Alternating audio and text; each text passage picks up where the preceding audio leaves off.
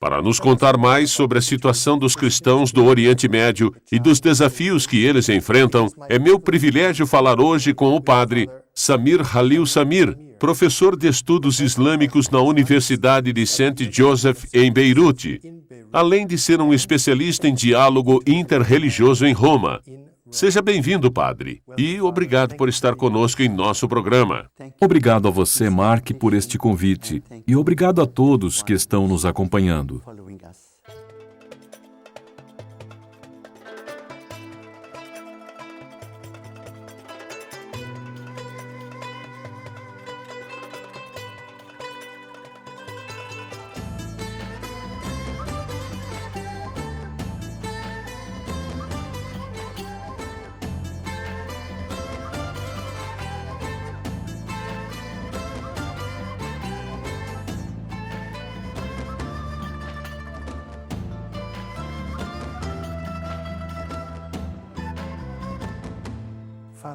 Padre, eu gostaria de dar um panorama sobre os cristãos no Oriente Médio. De que estatísticas estamos falando? Quais seriam as experiências que os cristãos de diferentes países estão passando no Oriente Médio? É difícil ter uma estatística precisa, mas eu diria que somos por volta de 16 milhões. A maior parte vive no Egito, isto é, 8 a 10 milhões. O patriarcado diz que este número é bem maior, e o governo diz que é bem menor. Já no Líbano, temos a maior proporção de cristãos, mesmo que sejamos pouco numerosos, por volta de 2 milhões. Também estamos na Síria, na Jordânia, na Palestina, no Iraque. São estas regiões, isto se considerarmos os cristãos nascidos no Oriente Médio, porque a maior parte dos cristãos que não são do Egito estão na Arábia. Porém, são das Filipinas, do Sri Lanka. Trabalhadores estrangeiros? Sim, trabalhadores estrangeiros, não os nativos. Esses trabalhadores também são importantes e estão sofrendo muito com a situação desses países. No Egito, a situação está difícil no momento, mas não existe perseguição. Mas há discriminação. Discriminação, sim. Também existem regiões em guerra, como no Iraque, e também há 60 anos na Palestina. E essas duas situações são muito duras. Na Palestina, o povo não tem mais esperança. Logo, assim que podem, eles deixam o país. Encontramos mais ou menos a mesma situação no Iraque, pois estão deixando uma região do Iraque e indo para a região curda. No norte? Sim, no norte. Por quanto tempo isso vai durar, nós não sabemos, e eles não sabem. Gostaria de deixar a questão da guerra um pouco de lado por enquanto. Sim. Como poderíamos medir, ou melhor, distinguir discriminação de uma perseguição de fato? Bem, a guerra é uma situação ruim, a pior situação. Discriminação, como acontece no Egito, é um segundo nível. Poderia exemplificar? Por exemplo, no primeiro caso, você passa todo dia, todo ano sendo atacado com propaganda islâmica.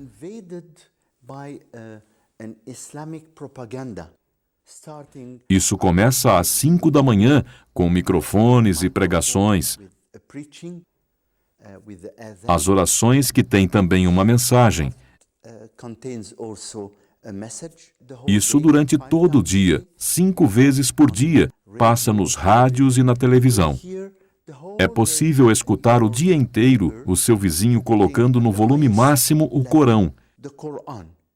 E você não pode fazer nada. Você não pode dizer, por favor, eu preciso trabalhar, eu preciso dormir, pois a resposta será, essa é a palavra de Deus. Também tem a TV, passam até filmes. Nas escolas, os meninos e as meninas começam o dia com ensinamentos islâmicos. Chegam e vão para o pátio, e lá eles fazem o chamado Tabur Sabah, onde você também tem propaganda. E depois, no decorrer do dia, essa propaganda varia de professor a professor. Durante todo o dia, você é atingido por essa realidade. No campo do trabalho, se você estiver procurando um trabalho, não em uma empresa privada, mas em uma repartição pública, eles vão perguntar o seu nome, o que é absolutamente normal. E através dos nomes, que já no Egito se perguntam os 3 nomes, o seu nome, o do seu pai e do seu avô. Se nesses 3 nomes não tiver nenhum Mohammed, isso significa que você é cristão. E também nas carteiras de identidade consta a religião. Exato, mas eles não pedirão a carteira de identidade, só o seu nome. Então você sabe que será classificado como cristão, e talvez isso gere uma resposta negativa. Esse tipo de situação faz você sentir que é tratado de forma diferente. A realidade é que estão tentando islamizar a sociedade. Se estivermos no mês do Ramadã, o sistema da cidade muda. Os horários mudam. Os ônibus não trabalham das 17 até as 20 horas. A vida depende da religião, que por sua vez depende do sol. É uma dependência completa. Você sente que não importa quem você é, importa a religião, e não qualquer religião, mas sim esta em particular. Porém, isso são coisas pequenas.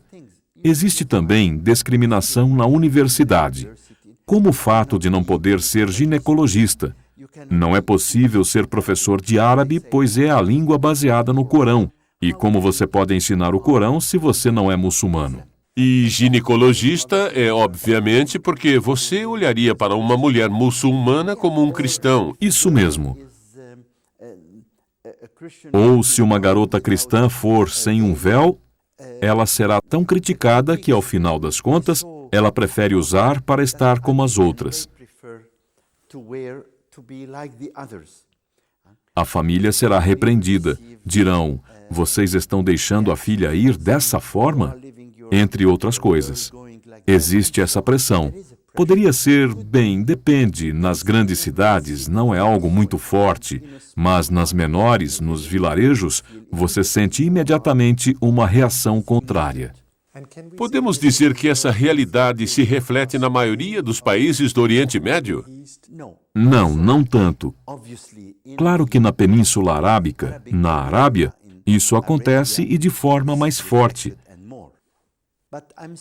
Mas eu falo desses países em que os cristãos já viviam antes da presença do islamismo, ou seja, Egito, Síria, Líbano, Jordânia, Palestina, falando dessas regiões onde existem cristãos nascidos ali, que sempre viveram ali. O Egito está em uma situação pior.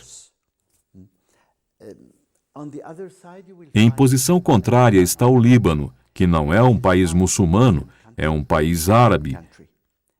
É o único país árabe que não é muçulmano. E é uma região em que os cristãos e muçulmanos são iguais. Isso significa que eles reconhecem que as religiões são uma parte essencial da sociedade, do sistema, do Estado, porém são tratadas igualmente. Então, no parlamento existem 64 cristãos e 64 muçulmanos. Cristãos de diversas denominações e muçulmanos de 3 ou mais denominações. Então, esse seria um modelo de conduta. O que seria ideal quando pensamos em viver juntos? No meio termo, temos países como a Síria, antes também Iraque, que aparenta ser um Estado laico.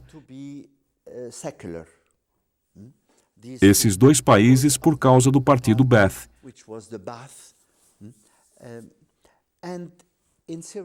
Na Síria, as pessoas sabem que você é cristão ou muçulmano, ou xiita ou alauíta. Não importa, pois você é livre. A política não é influenciada por isso. O presidente é sempre muçulmano, mas não é a questão, pois o sistema é laico. Embora não exista liberdade religiosa, exista a liberdade para pregar. Não é tão delimitado. Um muçulmano pode se converter. Mas não é fácil devido à família, devido à atmosfera social. Porém, o motivo não é a existência de uma lei constitucional. Aí está a diferença. No Egito, você poderia ser punido, porque eles dizem que a base constitucional é a Sharia, número 2 da Constituição. E ela não permite que você se converta. Se o fizer, será condenado à pena de morte. O levam para a prisão e pressionam. Já na Jordânia, é uma situação mais tranquila, mais aceitável. Mesmo não sendo um Estado laico, o rei e o reinado têm a cabeça um pouco mais aberta, especialmente em relação aos cristãos. Eles dizem: queremos que os cristãos continuem aqui, precisamos deles.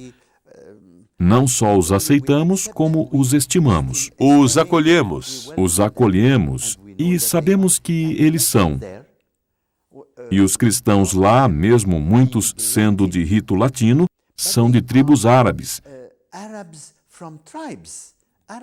Então não podem dizer: ah, vocês são ocidentais. Quando você os ouve, eles falam como beduínos. Eles têm suas raízes no país. Sim, por exemplo, Tual, que é o patriarca de Jerusalém, e o bispo de Alger. Ambos pertencem a tribos arábicas, a tribos jordanianas.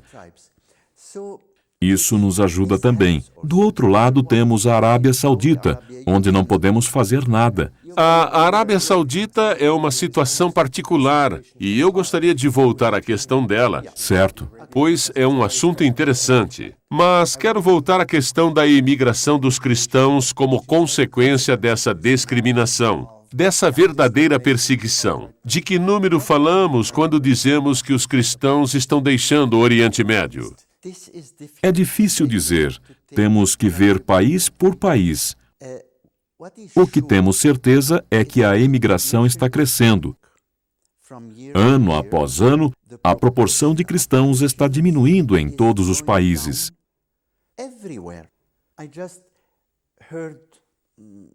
Eu escutei há algumas horas atrás que o bispo de Tyre, cidade do Líbano, onde não existe discriminação, disse: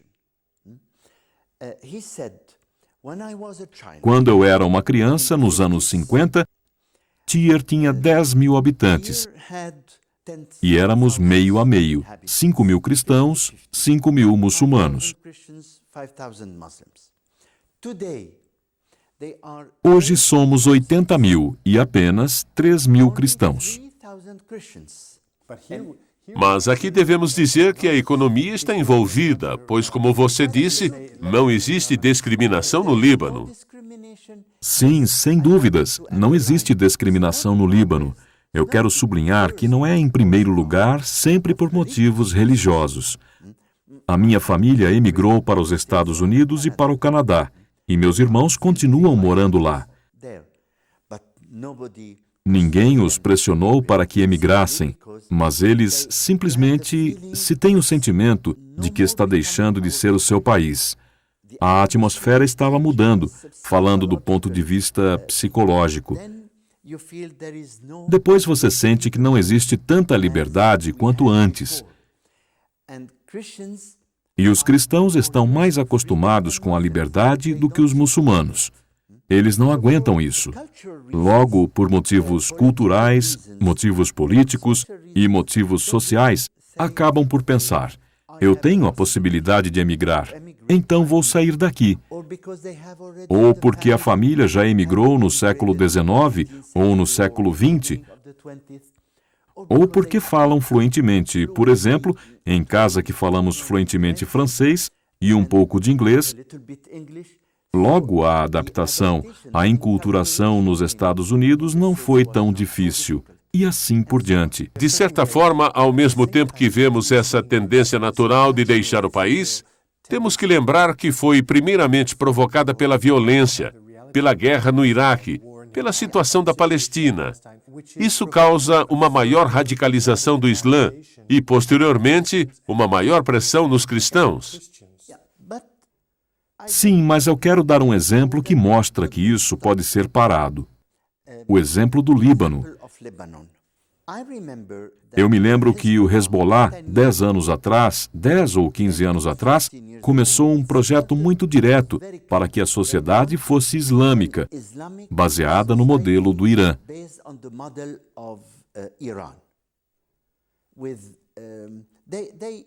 Eles até mesmo diziam que eram mais dependentes do Irã do que do Líbano. A pessoa mais importante para os xiitas do Líbano naquele tempo era o imã Shamseddin, que morreu há 3 anos. Na sua autobiografia, Shamseddin escreveu a última semana de sua vida e disse: "Eu estava convencido de que a sociedade islâmica era a ideal. Mas agora, depois desses 10 a 15 anos, eu devo confessar que a sociedade como é neste momento no Líbano é melhor, pois os cristãos dão uma contribuição, uma nova abordagem sobre como viver juntos. E o Hezbollah, por motivos diferentes, disse o mesmo, que não querem uma sociedade islâmica. Aqui está o ponto interessante. É possível acabar com essa tendência do mundo árabe e mostrar para os muçulmanos que somos uma oportunidade para que eles possam viver em uma sociedade mais aberta.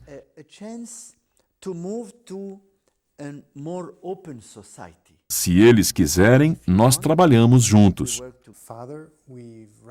Padre, acabou o nosso tempo, mas nos encontraremos novamente na semana que vem para falarmos da presença dos cristãos no Oriente Médio e sobre qual é a resposta da Europa e dos Estados Unidos a essa questão da radicalização islâmica no Oriente Médio. Muito obrigado por ter estado conosco nessa semana. Eu que agradeço, Mark, e obrigado a todos vocês por terem me aturado, e espero reencontrá-los na semana que vem. Obrigado a vocês, senhoras e senhores, por terem estado conosco em nosso programa. Nós vamos nos encontrar novamente com o padre Samir Khalil Samir na próxima semana para falar sobre a radicalização islâmica do Oriente Médio e sobre a resposta dos Estados Unidos e da Europa a essas questões. Até a semana que vem.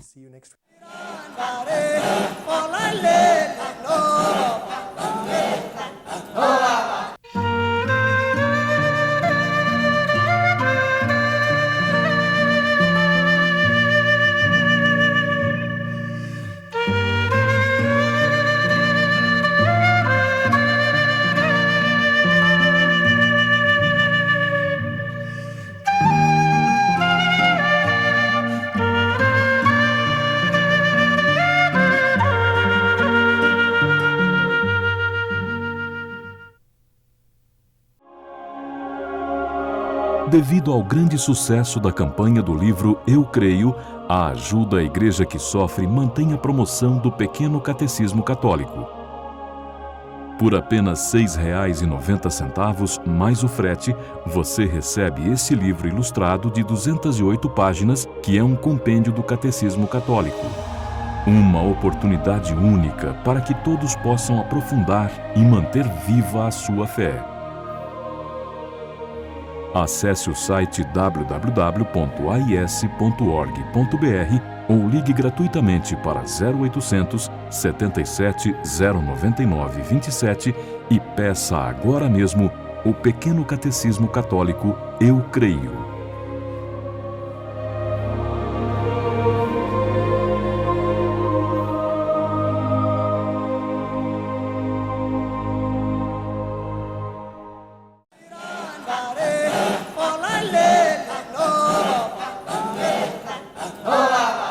Muito interessante, esclarecedora essa entrevista do Padre Samir, não é mesmo? Agora a gente entende melhor a situação no Oriente Médio. Mas não percam, no próximo programa, ele vai continuar e vai falar sobre o outro lado da moeda, o radicalismo muçulmano. Por que os muçulmanos estão se tornando cada vez mais radicais, cada vez mais intolerantes e perseguem os cristãos dos seus próprios países. Nós, da Ajuda à Igreja que Sofre, temos vários projetos de ajuda aos cristãos do Oriente Médio, quer seja pela pobreza em que eles estão, pois eles são muitas vezes cidadãos de segunda classe em seus próprios países, não têm oportunidades boas de trabalho, mas também eles são perseguidos. Por isso, nós os ajudamos, como também ajudamos os cristãos de necessidade na África, na Ásia e aqui na América Latina e especialmente no nosso querido Brasil. A Ajuda à Igreja que Sofre tem aqui no Brasil, a cada ano, entre 500 e 600 projetos de ajuda nas regiões mais carentes, mais necessitadas do nosso Brasil. Quer seja nas favelas das grandes cidades, quer seja no Nordeste, na Caatinga, no Sertão, quer seja na Floresta Amazônica. A Igreja que Sofre ajuda a igreja a ajudar os mais carentes. Não são projetos nossos. Nós simplesmente pedimos a vocês para dar para a Igreja Católica, para os seus projetos que a Igreja mantém nessas regiões mais necessitadas. Nós passamos para a frente a ajuda que chega através de vocês para a Igreja Católica. Se você quiser saber mais como ajudar, como ser missionário, aí da sua casa, sem sair da sua casa, ajudando aqueles que estão na linha de frente de ajudar os mais necessitados, basta você fazer uma ligação gratuita para perguntar como fazer. Ligue agora mesmo para o 0800 77 099 27 e lá lhe será explicado como você faz para ajudar. Ou você pode ir também para o nosso site na internet, www.ais.org.br, e lá você vai ter todas as informações sobre a nossa organização. Nós contamos com a audiência de vocês na próxima semana, nessa mesma estação, nesse mesmo horário. Até lá, se Deus quiser.